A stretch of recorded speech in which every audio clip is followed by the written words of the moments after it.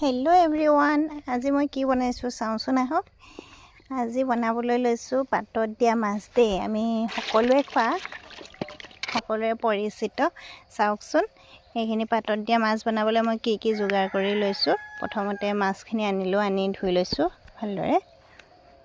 এয়া ধোৱাৰ পিছত বাৰীতে গৈ অলপমান আদা পাত 4-5 খিলা আনিলোঁ।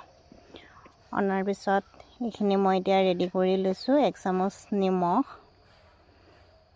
1 চামুচ হালধি, কেইফুটামান নহৰু টুকুৰা কৰি কাটি লৈছোঁ। তাৰপিছত আদা লৈছোঁ, এটা জলকীয়া, কেঁচা জলকীয়া দিলেও হয় আৰু, পদিনাৰ পাত, নৰসিংহৰ পাত,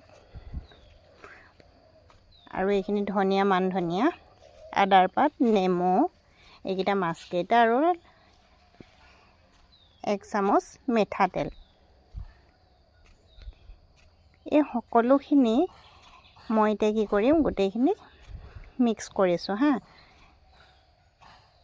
মিক্স কৰাৰ পিছত এয়া গোটেই আদা নহৰুৰ পৰা পাত চাত চব মিক্স কৰি এয়া চাওকচোন কি ধুনীয়া লাগিছে, দেখিলেই খাম লাগিছে ন।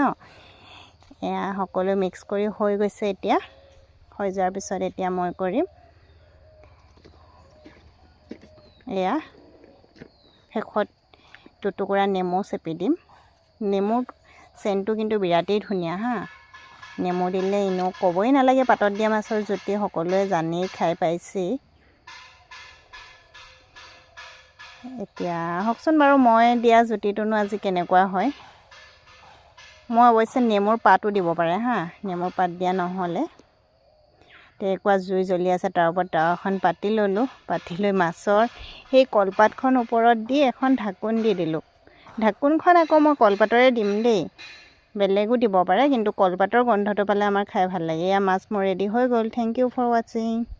বাই।